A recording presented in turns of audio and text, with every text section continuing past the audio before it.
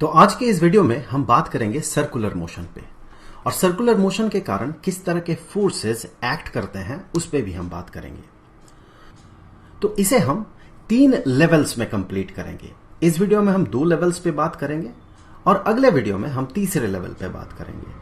तो हमारा जो पहला लेवल होगा वो बिल्कुल आसान तरीका होगा, बिल्कुल लेमैन सा तरीका होगा, जिसमें कि हम समझेंगे, ये इंट्यूशन ग्रो करेंगे कि सर्कुलर मोशन के कारण जो फोर्सेस क्रिएट होता है, जो हम फील करते हैं, वो क्यों क्रिएट होता है, जो कि एक स्टैंडर्ड 9th 10th के लड़के के लिए भी काफी होगा, उसके समझने के लिए भी काफी होगा। सेकेंड लेवल पे हम थोड़ा सा फिजिक्स उसमें इंसर्ट करेंगे, कुछ स्यूडो फोर्सेस के बारे में बात करेंगे और जो एक्सीलरेशन क्रिएट होगा इस तरह के सर्कुलर मोशन के कारण, उसका डायरेक्शन क्या होगा, उसका मैग्नीट्यूड क्या होगा, इन सारे चीजों पे बात करेंगे हम। और तीसरे लेवल पे, जो कि हम अगले वीडियो में कवर करेंगे, उसमें हम इन फोर्सेस का जो डेरिवेशन है उसे हम कंप्लीट करेंगे, उसे मैथमेटिकली डिराइव करेंगे। तो सबसे पहले पहला लेवल कि सर्कुलर मोशन से किस तरह का फोर्सेस क्रिएट होता है और क्यों क्रिएट होता है, बेसिक इंट्यूशन ग्रो करेंगे। तो इसके लिए कंसीडर करें एक राइड। यहां पर आपको एक सर्कुलर राइड दिख रहा है। यह मान ले कि v स्पीड से, v कांस्टेंट स्पीड से ये घूम रहा है। तो इसका जो भी मोशन है किसी भी पार्टिकल का, मान ले यहां पर एक पार्टिकल है, इसका जो मोशन होगा ये सर्कुलर मोशन होगा। इस तरह से ये घूमते रहेगा, कोई भी पॉइंट को कंसीडर करें, ये घूमते रहेगा, तो इसीलिए हम इसे सर्कुलर मोशन कहते हैं। और इस पॉइंट का जो स्पीड है, हर एक पॉइंट पे वो स्पीड कांस्टेंट होगा। जैसे कि इस पॉइंट ऑफ टाइम में यहां पर इस पॉइंट का जो स्पीड होगा वो इस डायरेक्शन में होगा और इसका स्पीड अगर v होगा तो जब ये घूम के यहां आएगा तो भी इसका जो स्पीड रहेगा वो सेम रहेगा। ध्यान रखिए, ये स्पीड की बात कर रहे हैं हम, वेलोसिटी की नहीं। तो स्पीड सेम रहेगा हर एक पॉइंट में। अगर स्पीड सेम नहीं रहता है तो कुछ और भी चीजें हैं जिन्हें हमें कंसीडर करना पड़ता है, वो भी हम कवर करेंगे। तो सबसे पहले स्पीड जो है वो कांस्टेंट है। इस तरह के राइड में मान ले, तो अगर आप इस तरह के राइड में बैठे हुए हैं, तो आप मान ले यहां बैठे हुए हैं, तो आप फील करते हैं कि आपको कोई बाहर की तरफ पुश कर रहा है, आपको बाहर की तरफ कोई धकेल रहा है। आप जब घूम के यहां तक पहुंचेंगे जब आप, तो आप फील करेंगे अब भी आपको सेंटर से दूर बाहर की तरफ कोई आपको धकेल रहा है, कोई मैजिकल सा फोर्स आपको धकेल रहा है। इस तरह के फोर्सेस को हम यहां पर इस केस में हम कहते हैं सेंट्रीफ्यूगल फोर्स। तो ये जो फोर्स है ये है सेंट्रीफ्यूगल फोर्स। सेंट्रीफ्यूगल फोर्स ये एक तरह का स्यूडो फोर्स होता है। तो ये है स्यूडो फोर्स, स्यूडो फोर्स। तो अब देखते हैं इस तरह का फोर्स हम एक्सपीरियंस क्यों करते हैं। तो इसे अगर ऊपर से देखें, मान ले ये सर्कुलर पाथ है जिसमें कि ये राइड घूम रहा है, तो मान ले यहां पर वो कंटेनर सा है जहां पर कि मान ले आप बैठे हुए हैं। तो आप मान ले यहां पर बैठे हुए हैं, तो अभी इस पॉइंट ऑफ टाइम में आपका जो मोशन है वो कैसा होगा, आपका जो स्पीड होगा वो v है और ये इस डायरेक्शन में आप मूव कर रहे हैं। अभी इंस्टैंटेनियसली अगर देखें तो इंस्टैंटेनियस वेलोसिटी की बात करें तो आपका वेलोसिटी का डायरेक्शन होगा ये एरो। लेकिन अगले ही पल जब आपका राइड आगे बढ़ जाएगा, तो राइड आगे बढ़ के मान ले यहां तक पहुंच गया और आप कहां हैं, आपको ये राइड खींच के यहां तक ले आया। लेकिन आपका यहां पर टेंडेंसी क्या था, न्यूटन्स फर्स्ट लॉ से हमें पता है कि एक पार्टिकल जो कि एक कांस्टेंट स्पीड से मूव कर रहा है, आप कह सकते हैं कांस्टेंट वेलोसिटी से मूव कर रहा है, तो वो अपने वेलोसिटी को रिटेन करके रखना चाहता है। ये उसके इनर्शिया के कारण होता है। वेलोसिटी को रिटेन करने का मतलब है अपने स्पीड को भी रिटेन करना और डायरेक्शन को भी रिटेन करना। जब तक इस पे बाहर से फोर्स नहीं लगता है तब तक ये अपने वेलोसिटी को रिटेन करना चाहता है। तो आपका जो इनर्शिया है, आप जो यहां पर बैठे हुए थे इस पॉइंट ऑफ टाइम में, तो आपका इनर्शिया चाहता है कि आप सीधे आगे बढ़े और आगे बढ़ते हुए यहां तक पहुंचे। लेकिन हो क्या रहा है, राइड, ये राइड आपको खींच के अंदर की तरफ ले जा रहा है। आपको पहुंचना था यहां, लेकिन आप प्रैक्टिकली पहुंच रहे यहां पर, तो कोई ना कोई आपको खींच के अंदर की तरफ ले जा रहा है। सो कोई आपको खींच के इस डायरेक्शन में ले जा रहा है। तो जब कोई आपको खींच के इस डायरेक्शन में ले जा रहा है, ये राइड आपको खींच के ले जा रहा, तो आप इसी के कारण फील करते हैं बाहर की तरफ एक स्यूडो फोर्स। ये कार्स में भी होता है। आप अगर कार में बैठे रहे और कार अगर एक्सीलरेटेड हो, आप ड्राइव कर रहे हैं, मान ले कार, आप एक्सीलरेटर को कस के दबा दे तो आपके कार में काफी एक्सीलरेशन क्रिएट होगा। उसके कारण हम ये फील करते हैं कोई हमें सीट पे धकेल के पीछे की तरफ दबा दिया है। हम एक मैजिकल सा फोर्स एक्सपीरियंस करते हैं। तो कार जिस डायरेक्शन में एक्सीलरेटेड है, तो ये मान ले कार है और आप इस कार में बैठे हुए हैं। मैं बहुत बुरा ड्राइंग करता हूं। सो आप इस कार में बैठे हुए मान ले यहां पर, और ये सीट है। तो अगर आपका कार इस डायरेक्शन में एक्सीलरेटेड होगा तो आप फील करते हैं कि कोई आपको पीछे की तरफ धकेल रहा है, आप सीट में दब जाते हैं। इसी तरह के फोर्स को हम कहते हैं स्यूडो फोर्स। Pseudo force.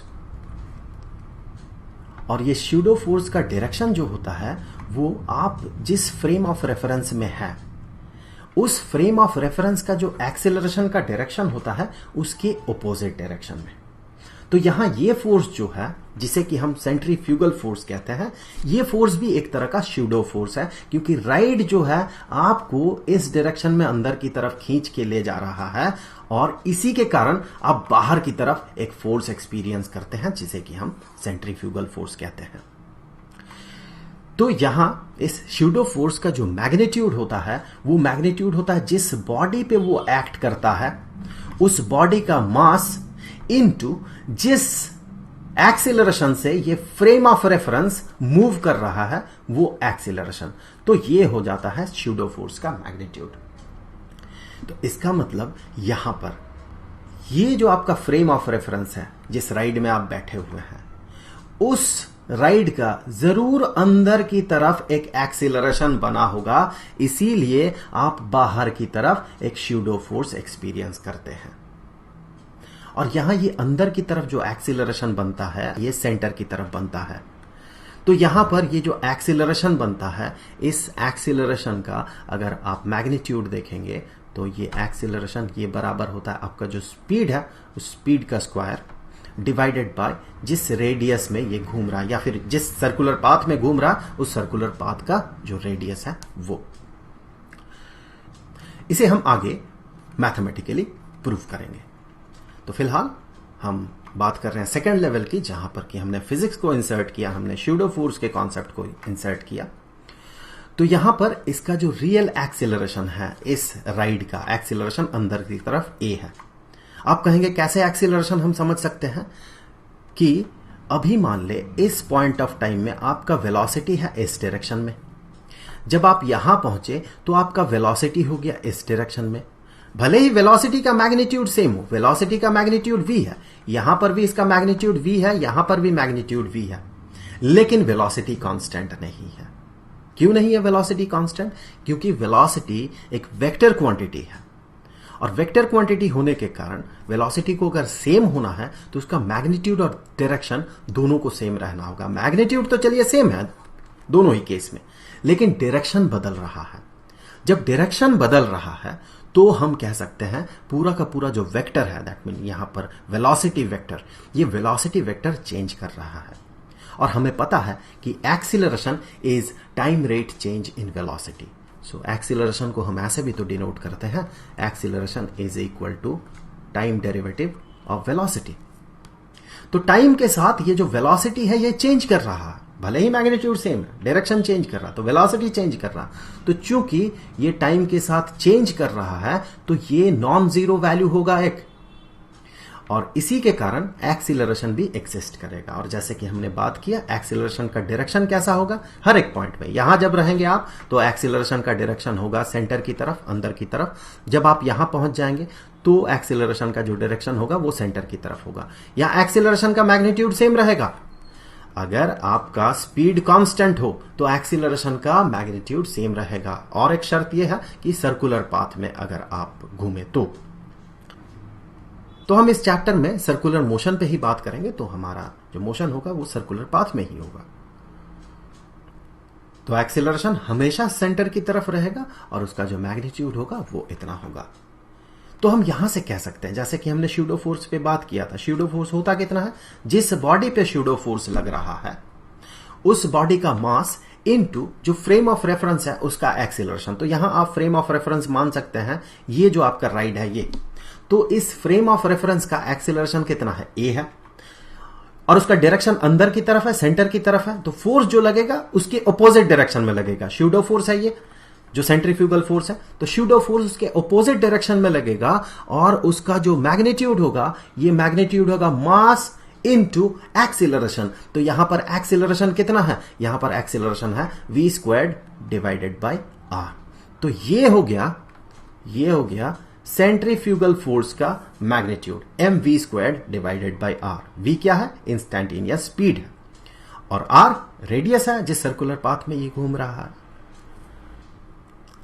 और इस तरह के एक्सीलरेशन को हम रेडियल एक्सीलरेशन कहते हैं। तो यहां पर हम एक r अपेंड कर सकते हैं, ये रेडियल एक्सीलरेशन है।